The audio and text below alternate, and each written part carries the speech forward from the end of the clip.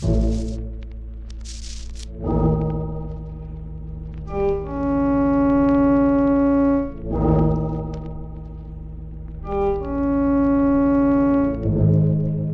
are speeding through the Turkish night on the Taurus Express. You are alone and unarmed, and somewhere on the train is a calm killer from whom you must escape.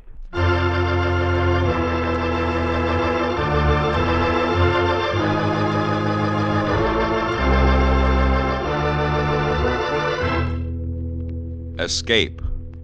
Produced by William N. Robeson and carefully contrived to free you from the four walls of today for a half hour of high adventure.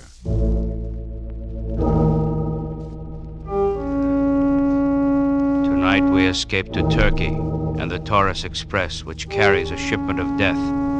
As Harold Lamb told it in his exciting story, Three Good Witnesses.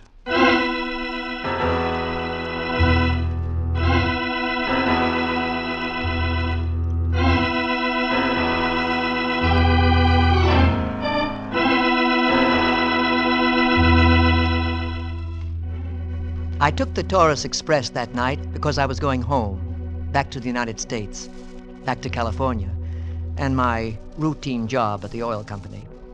2 days before, I had given my final report to our State Department man in Istanbul, a negative report. Then, Mr. Ward, your considered opinion is that there is no oil in this area? Not enough to be worth drilling for. Not at this late date. The war would be over before we could get out 10,000 barrels. Yeah, you're being optimistic, Mr. Ward. War isn't over yet. Who can say when it will be? That's true, but... What does Aardvark say? He agrees with me completely. So does Wyndham, the British engineer. We're all agreed. 3 good witnesses, huh? Well, then that settles it. What do you mean, 3 good witnesses? Oh, that's an old saying out here in the Middle East. Come from the Arabs, I think. In their old law, the testimony of 3 independent and trustworthy witnesses was enough to establish the guilt or innocence of an accused person. But, why 3? Well, I suppose 2 witnesses to a crime might tell the same lie. But if 3 fellas tell the same story, well, then it must be true. Well, maybe. I suppose the odds against 3 making up the same story would be high, but I don't know whether I'd like to trust my neck with that kind of justice. Yeah, it is a little different from justice back home in Chattahoochee County. I imagine you want to be getting back to the States as soon as possible. Indeed I do. Well, I can put you on the Taurus Express Wednesday. You'll be in Cairo by Saturday, get an ATC plane, and have you in Washington just 3 days later. Istanbul to Washington in less than a week. It's a small world, isn't it?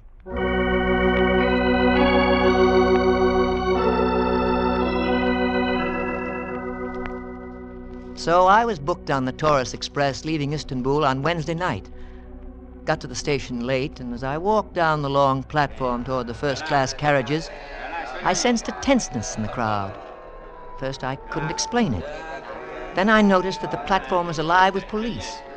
They stood at the door of every car, motionless, solemn-faced, carefully scrutinizing everyone who got aboard. And it seemed that everyone on that bustling platform was aware of them. Well, I found my car near the front of the train. A policeman stood at the open door. I paused to verify the car number, and suddenly I heard a voice at my elbow. I thought I had missed you. A pair of arms twined around my neck. A pair of lips were kissing me. I pushed her away to try to see her face, but she clung to me. I tried to say something, but she kept talking so fast I couldn't get a word in. How could you do this to me? To run off without even saying goodbye? I must be with you right up to the last minute, my darling. At last I could see her, and she was beautiful. Very didn't young let me and know what very time you were beautiful. going. Turkish Should have or let Greek, me I know couldn't in tell some which, way. You but should have lovely. reached me. You must let me get on the train with you. See you safely to your compartment. I cannot bear to... Madame, I'm afraid you're making a mistake. Please, please, you must help me. I will explain. But I... Come, you will miss the train. I will see you safely on board. Come, hurry, so we may say our last goodbye in privacy. This last was thrown over her shoulder to the policeman standing there as she pulled me up the steps into the car. He stared at us, but he said nothing. And in a moment we were standing in the deserted corridor. Oh, thank you, sir. Thank you. Oh, look here, young lady. What is all this? Oh, it is the fault of those police standing out there. I could not get into the car alone. But why not? This is a first-class car. Only rich foreigners ride in first-class compartment. I could see by your clothes you were American. I knew you would help me. But why did you want to get into this car especially? Because I... Suddenly she stopped, and her eyes were riveted on something behind my back. I turned to see a swarthy young man staring at us from the other end of the car. He was dressed in the uniform of a train conductor. He slid open a compartment door. There was an almost imperceptible jerk of his head, and then the girl slipped past me and into the open room. The conductor slid the door shut after her. Your number, sir? Huh? Oh, yes, 12. Yes, the next one. Here. If there is anything I can do for you, I shall be pleased. If you care to leave your ticket and passport with me, I shall be able to attend to Syrian customs without disturbing you later. As he talked, his eyes were not on me. He was watching the slow progress of a policeman through the car. The officer was walking by, glancing into each compartment. When he came opposite us, he spoke to the conductor. Ole, Kala? Ole kala. Ah. The conductor was standing squarely in front of the door of the girl's compartment, hiding her from view. The policeman walked on. In a moment, he had disappeared. Thank you, sir. I shall not disturb you. I went into my compartment. My baggage was already there. The train was about to leave. Everything was in order. But I couldn't help wondering about the incident I had just witnessed, about the girl I had involuntarily helped, and the conductor. I wondered about all those police out there. Obviously, something was going on. Then I remembered. This was Istanbul, the gateway to the Middle East. It was supposed to be alive with Axis spies. Could that girl be... Then I laughed. Just my overage, stay-at-home mind imagining things. Then suddenly I heard a voice in the corridor outside. What's the big idea? The voice was unmistakably American and music to my ears. I jumped to my feet and stepped into the corridor. There, outside the next compartment, was a young man in civilian clothes, carrying a small bag and a briefcase. The swarthy conductor was approaching him with a worried look. How about this, huh? There's a dame in my compartment. Beg pardon, sir. There must be a mistake. This compartment number 10. Naturally, you think I can't read? Number 10, that's mine. But number 10 is not sold. It is not marked on my list. The heck it isn't. I've got my ticket right here. What's with the dame? Please, not so loud. I don't get this. I beg your pardon. Can I be of any help? Huh? Oh, you're an American, too. Yes, Humphrey Ward, Los Angeles. Tom Hatfield. Glad to know you. And what's with the dame? Do you know? No, I'm Please, afraid... gentlemen, step into the compartment, please. But the girl... Please, in. Yes? Okay. Well, okay. Please, sir. Oh, well, all right. Ti epidas. Ti ina. Fasaria. Officer Manatu Kamo. Hey, talk English, huh? What's all this about, anyway? It is... I am embarrassed, sir. Oh, you're embarrassed. I buy a ticket and find a dame in my compartment. Of course, on closer inspection, maybe I'm not so mad after all. She looks like a good deal. Thank you, sir. Oh, you do speak English. Sir, the policeman will come by. Maybe look in. I must ask of you a favor. Yeah? If she could stay here, just until the train started, she will not bother you after that. Well, why can't she stay in her own compartment? Please, sir, I have no place else to put her. All the other places are taken. Oh. She's a deadhead, huh? Deadhead? No ticket. Stowaway. It is something like that. Well, what's the setup? She your girlfriend? No, it is not like that. It is... You see, we're both Macedonian. She is escaping from the Nazis. She wants to go to Cairo and join the Nurse Corps. Uh-huh. She has been for 2 years in Greece under the Nazis. Mm-hmm. She's a real patriot. If you will help her. Well, maybe if you introduced us and let her speak for herself. She's called Maradalas. Well, let's make it Mary for short. Mary the Deadhead. Hi, Mary. Hi. You're okay. Get her. She talks American. I spent 2 years at American school at Thessalonica. I worked with Red Cross in Greece during the fighting. That's all? I like Americans. I want to go to United States. Who doesn't? I want to learn to be a real Norse. You will help me. Americans are always kind. Mm-hmm. This gentleman here helped me get on the train. Naturally. Now, you will help me. Okay? Okay. Thank you, sir. Now, I must go before the policemen get more suspicious. Okay, this may turn out to be a pleasure. Looks like you don't need me. I'm in the next compartment. Maybe we'll get together later. Sure. I'd offer you a seat, but we're sort of crowded already. Mary and me. I went back to my seat laughing. Laughing mostly at the silly idea I'd had that maybe Mary the Deadhead and her conductor friend were spies of some sort. Obviously, they were harmless. As harmless as I was. And that was completely harmless, confound it. I looked out of the window as the train slid out of the station, leaving Turkey, leaving the war, going home, back to complacent safety. Men were out here fighting and dying, and they'd get no help from me. Me, overage and useless. I felt pretty sorry for myself.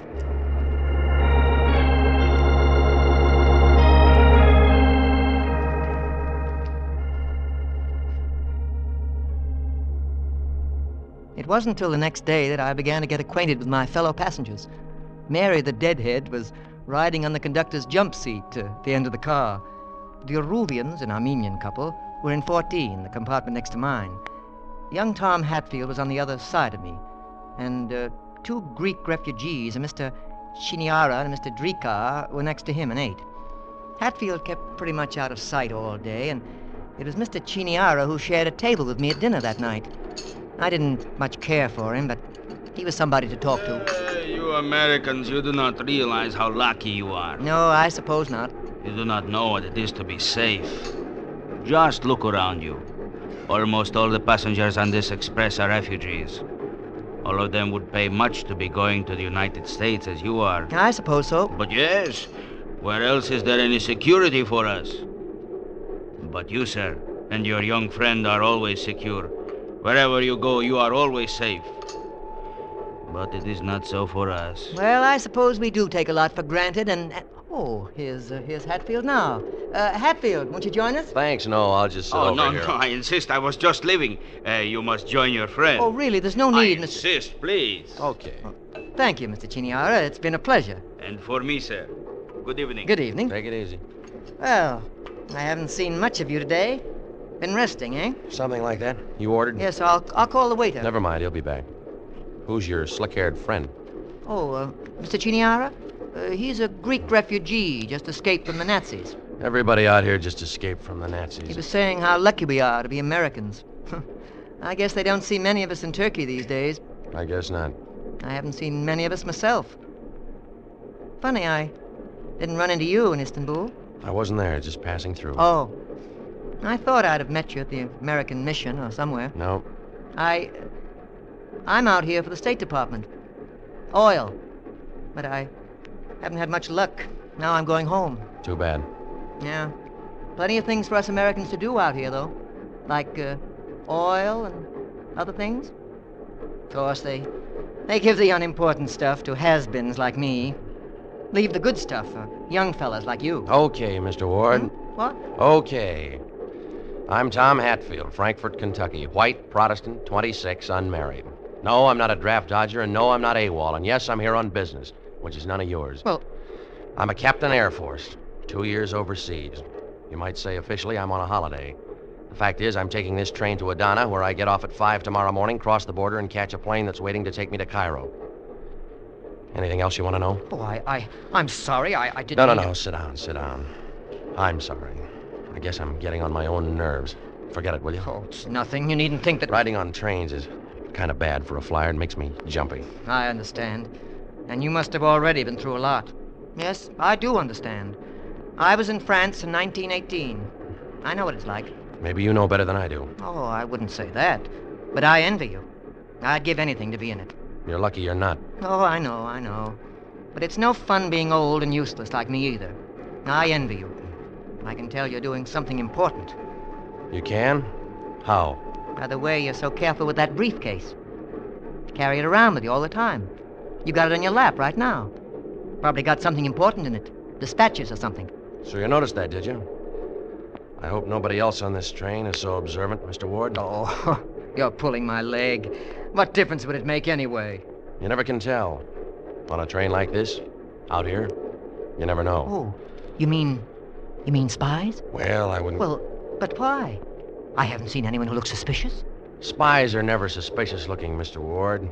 They're anybody. Anybody who wants to make a quick buck and doesn't care how he does it. This train is alive with people like that. But who?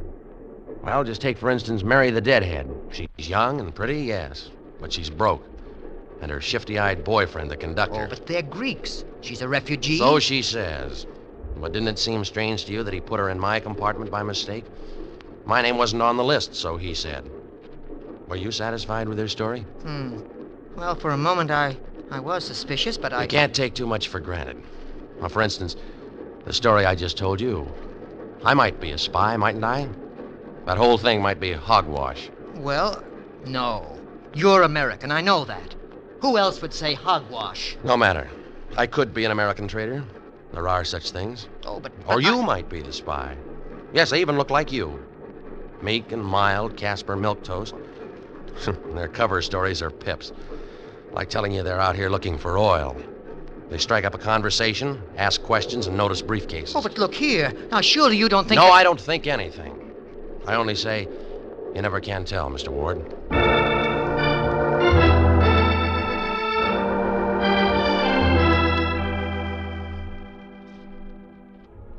He was kidding me, of course, pulling my leg.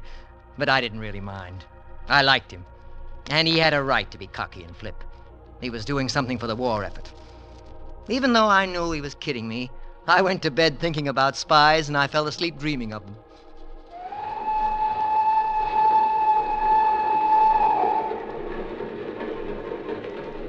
Then very suddenly, I awoke with a terrible sense of urgency. There was something that I must do. I looked at my watch. It was 10 minutes to 5. The train was dark. Everything was quiet. Yet I felt I had to get up. I started to put on my clothes. Didn't make sense. But then I remembered. It was Tom Hatfield, not me, who had to get up at 5, leave the train at Adana to cross the border into Syria and take his plane. Those dispatches must be important if he had to change to a fast plane as soon as he got out of neutral Turkey.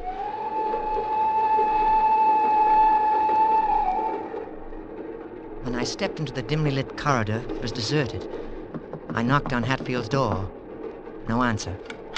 I tried the handle, and the door slid open into darkness. Something was wrong. I switched on the light and went in. Tom Hatfield lay there on the bunk asleep. Hey, Hatfield, rise and shine. We're coming into Adana. You've got to get off. I shook him, but he didn't move. Then I saw blood on his pillow, on his head. I looked around quickly. The briefcase was gone. Kevorkian! Is something wrong, sir? Did you see anybody go into number 10? No, nobody. Who should be going... Look. Do you have keys to the doors? But no, there are no keys. They lock from the inside, a sliding bolt and chain. Nobody can get in once they're locked. Yeah, that's what I thought.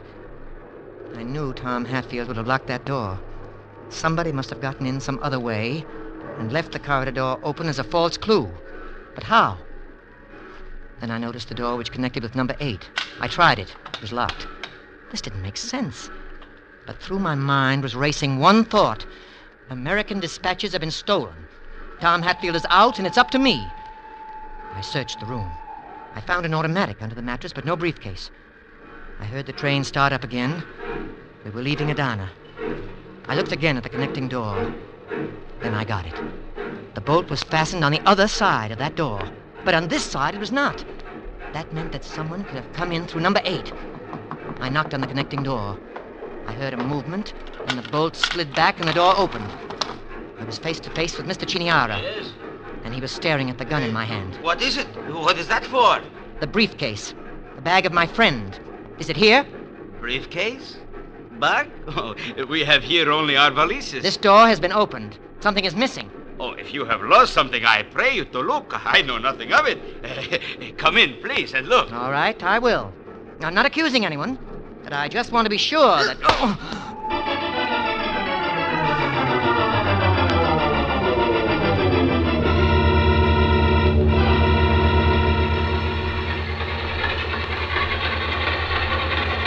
The next thing I felt was a stinging coldness on my face, a rushing of wind. I realized that I was hanging half out of the window of the car. They were shoving me out of the train. Savagely, I kicked. Felt something give. And I pushed myself back in, slid down on the floor. Felt something hard under me. The gun. In the dim compartment, I saw them coming at me. Chiniara and Rika. I raised the gun.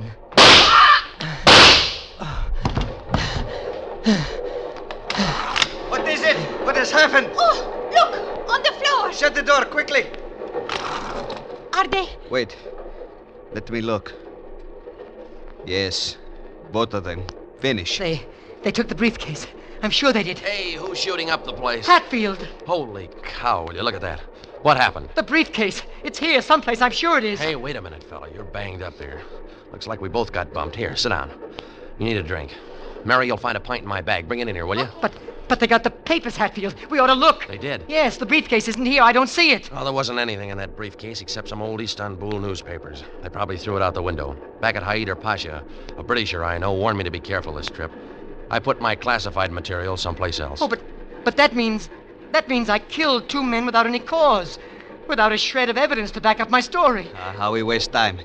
Quick, the Syrian border police got on the train at Adana. They might be here any minute. Now, who is dead here?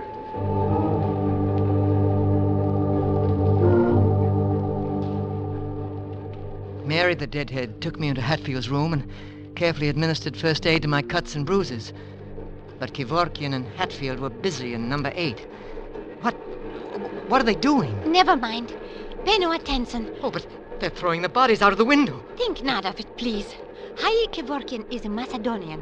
When he fought the Germans at Thessalonica, he threw bodies over the cliffs. He knows what he's doing. Oh, but But you are a brave man, too. Even if you are not Macedonian, you would be judgment tried for 2-3 years, in spite of your age and your innocence. It is better to have no bodies. What's that? Be quiet now. The border police. Well, we got the room cleaned up just in time. Number 8, Senior Enrica. He has their passport. I forgot. Signora Enrica, they are not here. I can tell you about Senora Enrica. This man here, Mr. Ward, he is American general in disguise. Secret Service. He put Senora Enrica off at Adana with a pistol. They were spies. Good heavens, he'll never believe that. Never mind. This man is a Syrian. He does not care what happens in Turkey. But do you have any Syrian money? Oh, yes. Here in my wallet. Good. Give it to me. Thank you. Now, come with me, Sergeant. Do not worry now, Mr. Ward. In a moment, Hayi Kevorkian will have those passports. We will throw them out the window and there will be no trace. And to think, Mary, I thought you might be drawing down an Axis paycheck. It is no matter. Now we are out of Turkey. Before long, I can go to United States. Baby, that might not be so easy. You got no money, no passport, no transportation through the combat zones. Never mind. I shall do it. I walked to here from Macedonia. I can walk all the way. Like St. Paul in the Bible walked to Rome. Well, I wish you luck, but you'll have a time getting by British control at Aleppo. You can't smuggle a pack of cigarettes past them. Oh, but then what about me? What about a murderer? I don't know. We'll see.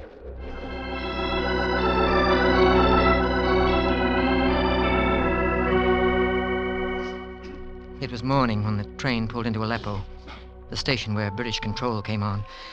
The trip had been pretty awful, with Tom trying to act as if nothing had happened, and with me staring into that empty room, imagining Chiniara and Rika sitting there staring back at me.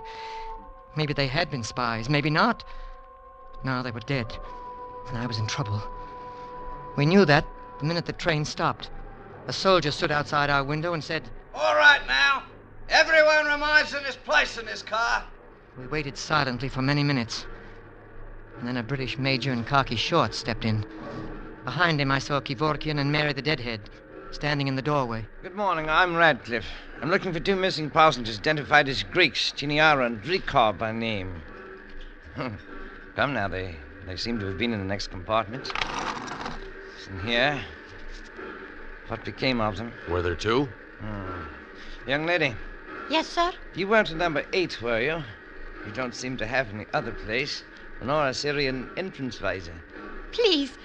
I sat down in the corridor. Oh, yes, quite. Conductor, don't you remember 2 passengers booked through to Aleppo? One was quite stout, book dealer who escaped from Greece 10 days ago.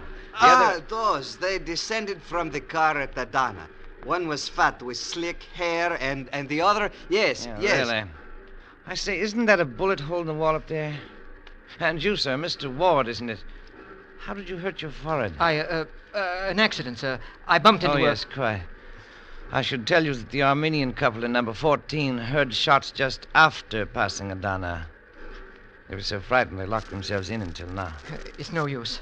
I shot them. Both of them. They hit me first. Please realize that I'm not joking. My orders are to find those two pseudo-Greeks wherever they may be. Wait a minute. You said pseudo-Greeks? You mean, Major, you want to find them? And how, as you Americans say. But why? Because we're advised by Istanbul that certain Axis agents have been working out of the Balkans with identifications as refugees. These two, Tiniara and Drikar, were on this train. Our man on the train saw them throw something out at Adana. They hardly threw themselves out. No, we did that. Your man at Haida Pasha tipped me off to expect trouble. Oh, really? So they were agents. Certainly they were spies. I knew that. No Greek would be fat like Chiniara after only 1 week escape from the Germans. And no Greek would have hair oil from Paris. Well, that being the case, will somebody start telling the truth? I will. This mild little gentleman, knowing nothing of the war and fighting, he kills you 2 men in a gunfight. Like, how do you say, nobody business. And now, please, he's still suffering from shock. So will you please give him a plane direct to Cairo where he can rest? And this American courier, he is late with dispatches. He must have a place in the plane too. And since I cannot enter Syria without the passport, will you please put me also on the plane? Because in Cairo I can get a job as nurse with the Ella Greeks from Macedonia who are there. And maybe God will then give me a way to go to America like he passed St. Paul through the Taurus gates. Is it a deal, Major? 3 places on the first plane, and you have your men like the Royal Canadian Hussies, only dead. The plane could be arranged, of course, if... All right, Mr. Ward. Tell him. Tell him. With the eyes of that amazing girl on me, my courage came back. I told him my story. Completely. Every detail. He listened carefully, took it all down on his pad. And afterwards he said... That story, Mr. Ward, is not one bit of evidence to support it. By your own statements, the evidence is buried in the snow on the slopes of the Taurus Mountains. Nuts. I tell you, I helped chuck it out. And I examined the 2 men. I am a trained nurse, and I said they were dead. And for identification, I, a soldier of Macedonia, can swear that their passports were the men you say. Very well. I'll ring the addrome. The evidence of 3 good witnesses is sufficient.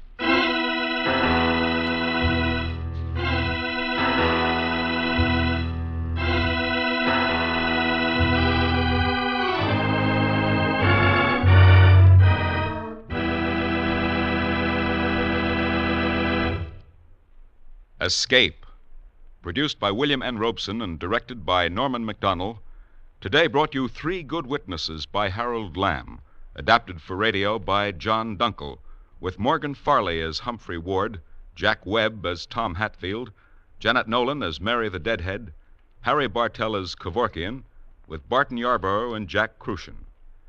Music was conceived by Cy Feuer with Eddie Dunstetter at the console. Next week... You are alone in Paris, unable to speak the language, unable to cope with a gigantic conspiracy which seeks to convince you that you are mad. And you know you are the victim of a plot from which there is no escape.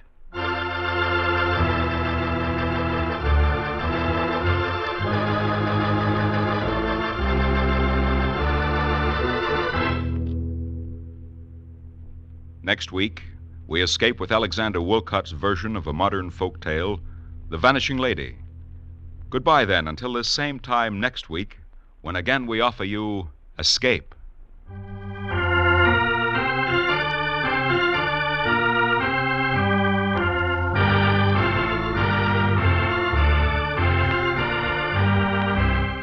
This is CBS, the Columbia Broadcasting System.